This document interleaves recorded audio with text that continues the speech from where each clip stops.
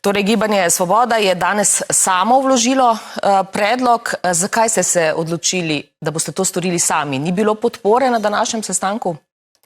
Torej, najprej naj povem, da se je zgodba začela prejšnji teden z vprašanjem, za katera so danes vsi na tem sestanku, razen predlagatelja Levice, se strinjali, da je nejasno in zavajajoče. In mi smo, ker smo to vedeli, ker so nam to ustavni pravniki povedali, smo želeli dati vsem še eno priložnost, da zdaj ponovno glasujejo o istem sklepu in ga zavrnejo.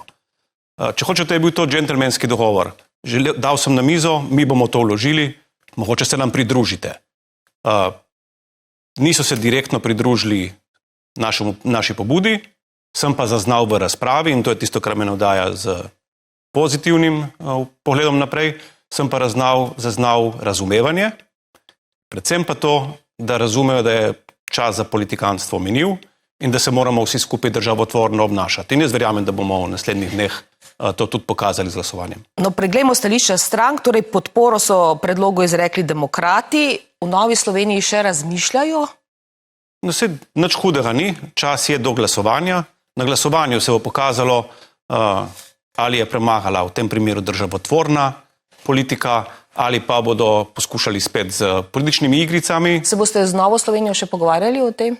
Jaz mislim, da to, kar sem danes slišal od njih, je, da morajo predvsem oboji, tako Nova Slovenija kot SD, se o tem pogovoriti na organih stranke. Verjamem, da takrat, ko bojo imeli jasno stališče izoblikovano, če bodo želeli pogovor, smo na razpolago, sicer je pa na njih, da sprejmejo odločitev. Predsednik Socialnih demokratov je danes dejal, slišali smo tudi v prispevku, da se bodo v stranki o tem še pogovorili. Videti je, da je stranka razdeljena. Glede tega vprašanja, kaj pričakujete od njih? Ne gre se za pričakovanje, jaz spoštujem stališče vsake stranke, se mi pa zdi, da je pravilno, da v nekem trenutku, in zdaj je ta trenutek, se odločimo, ali bomo dali prednost varnosti države in se ne šli igric, ali pa bomo poskušali nabirati politične točke. Jaz vem, da bo premalo razum na koncu in da bomo vsi skupaj sledili državotvornosti. Postopek še ta mesec, torej kaj sedaj? Predlog gre v državni zbor, verjamete, da bodo poslanci o tem odločali še ta mesec, se to predstavlja na september? Mislim, da ni v nikogaršnjem interesu, da bi to zadevo še vlekli, prej kot jo zaključimo, boljše bo za vse. Tako da vložen je bil predlog danes za razveljavitev sklepa o referendumu in želim si, da je bilo to glasovanje čim prej. Ni pa to v rokah vlade, ampak v tem primeru državnega zbora. Torej, kar precej razbolil, politično precej razbolil teden je od preteklega petka. Torej, v petek ste se vi po glasovanju najprej na družbenem omrežju X in tudi predstavnica vaše stranke je o tem govorila, zavzeli za razpis referenduma o članstvu Slovenije v NATO. Kako je s tem referendumom? Torej, naša najava referenduma o članstvu je sledila izglasovanemu referendumu o oboroževanju. Zelo preprosto. Na eni strani imamo članstvo v NATO, ki ni od včeraj, to niti ni bila izbira te vlade, še manj moja osebno, smo v članstvu NATO. Če smo iskreni, potem moramo svoje obveze izpolnjevati. Ne moramo se delati, da želeli bi biti v članstvu, hkrati pa ne bi izpolnjevali zavez, zato da bomo rušili katerokoli vlado, ki bo pač na oblasti. Kar se je zgodilo prejšnji teden. Prejšnji teden in tudi danes, v tem primeru SDS, sledi eno sami logiki. Ni važen NATO, ni važna varnost, ni važna državotvornost. Za vsako ceno dajmo zrušiti vlado. Naš namen je bil pa ta, da če bodo ljudje že odločali o oboroževanju, potem naj se odločajo ob zavedanju, kaj je na mizi.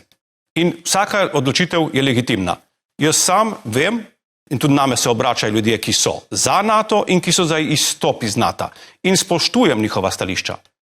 Če pride do referenduma, podarjam, če pride, mora biti vprašanje jasno.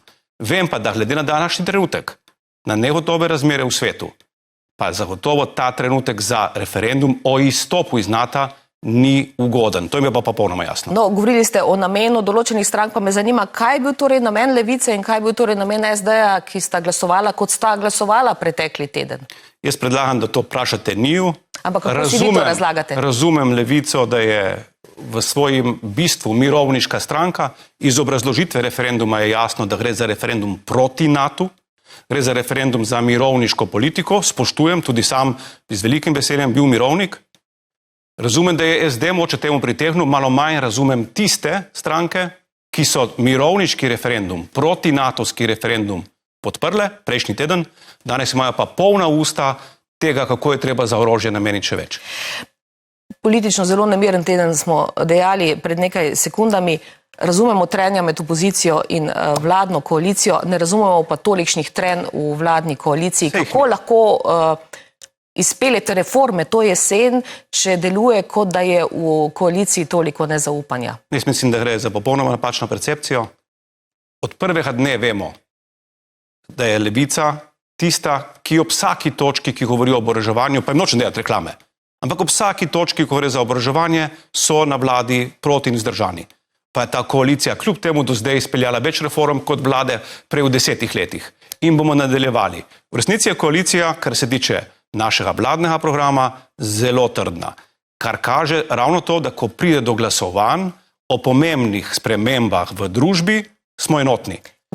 Dopuščam, in jaz sem demokrat, verjamem demokracijo, dopuščam pa, da imajo o nekaterih ideoloških temah vsak poslanec, vsaka stranka ločeno mnenje. Bi bili pripravljeni vezati glasovanje tudi v zaupnici na to glasovanje? Zakaj? Zagotovo ne. Da bi preverili trdnost vlade. Ker je bilo danes jasno povedano strani enega od predstavnikov opozicije, da so podprli referendum proti oboroževanju samo zato, da bi padla vlada. To je to politikanstvo, o katerim vam hočem povedati. Tudi skrivajo ne tega, da v resnici je njim edina stvar, ki jim je pomembna, da pade vlada. Kaj bo z ugledom Slovenije, kaj bo z varnostjo Slovenije, kaj bo nenazadnje s tem zmirom v Sloveniji, to je pa njihova zadnja skrb. Leta 2029 je neka varovalka v tej resoluciji, ki ste sprejeli v Hagu. Takrat bo novi ameriški predsednik. Verjamete, da bodo takrat razprave nekoliko drugačne? To me zanima tudi zato, ker ste pa spremljali razprave v Hagu. Kako vidite to varovalko?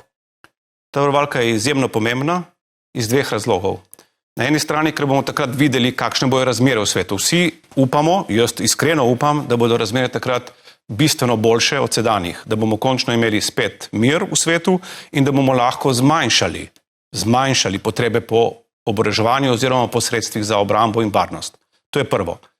Drugo, kar je pa še bolj pomembno, je, da Slovenija in vse zaveznice NATO, vse, imamo danes sprejete cilje zmogljivosti, ki smo jih izpogajali v zadnjih letih, to je trajalo več let ta proces, do leta 2030. Ti cilji zmogljivosti so v resnici bistveno manj kot teh famoznih, celo 3,5 ali 5%. Bistveno manj.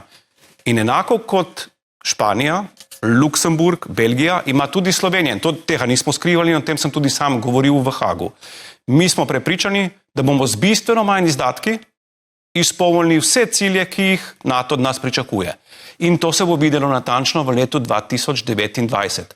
Kar pomeni, 2029 bomo lahko popolnoma suvereno povedali, da smo skozi našo resolucijo, skozi cilje 2% letos, potem pa postopno poviševanje do leta 30, da smo izpolnili vse obveze in da ni nobene potrebe, da bi s tem nadaljevali tudi v prihodnje z višanjem izdatkov. Na kratko še o zadevi Petrol, torej vodstvo Petrola grozi zaprtjem novih črpalk.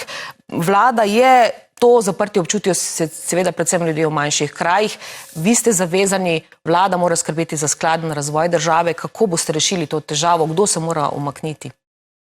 Poglejte, vsakršno izsiljevanje na plečih ljudi, ko monopolisti poskušajo izsiliti višje dobičke, govorimo o dobičkih, podjetje kot je Petrol posluje z rekordnimi dobički, ki očitno nekaterim lastnikom, ki pritiskajo zdaj na upravo, niso dovolj. Vsakršno izsiljevanje monopolistov je v resnici nekaj, kar moramo v kali zatreti. Ampak rešitev je potrebno najti. Ne se motite.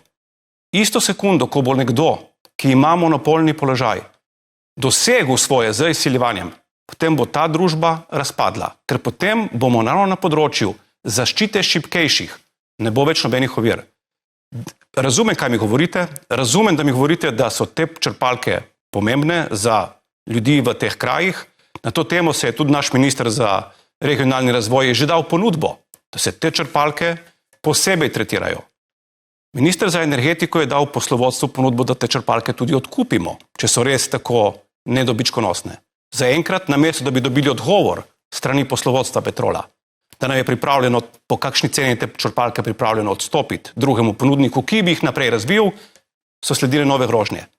Na grožnje bo ta vlada vedno odgovorila samo na en način, brez popuščanja.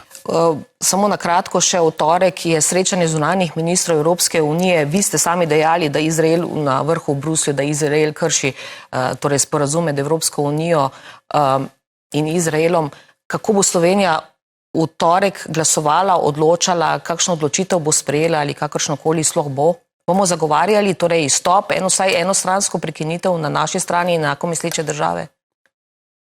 Torej, nedvoumno je iz poročila visoke predstavnice za zunanje zadeve, da Izrael s svojim početjem v Gazi in na Zahodnem bregu krši 2. člen pridružitvenega sporazuma med Izraelom in EU. To je nedvoumno ugotovljeno v poročilu. Tisto, kar zdaj manjka Evropi, je politični, ne bom rekel pogum, ampak politična volja, da iz jasno ugotovljene kršitve sporazuma izpelje naslednji korak. To je pomeni posledice in sankcije, ki bi iz tega izhajale. Žal, nekatere članice, kljub temu, da je potrebno ne soglasje, ampak samo 2/3 večina, žal nekatere članice še vedno zaradi ohranjanja zgodovinskih dobrih odnosov mižijo na obe očesi. Jaz še vedno računam, da bo mogoče prišlo do premika, da bi se na trgovinskem delu sprožil lahko kakšen ukrep tudi na nivoju EU-ja, to bi bilo tudi najbolj učinkovito. Ker sem pa zmeren realist in ne verjamem, da bo do tega prišlo, je tudi naša vlada v dogovoru z nekaterimi drugimi podobno mislečimi, smo naredili nek nabor ukrepov, če hočete prvi nabor ukrepov, ki bi jih sprožali v prihodnem tednu. Bomo počakali, da vidimo, kakšen bo razplet, sicer bomo pa to najverjetneje na četrtkovi vladi, saj vlade obravnavali ukrepe, ki jih bo sprožila Slovenija individualno.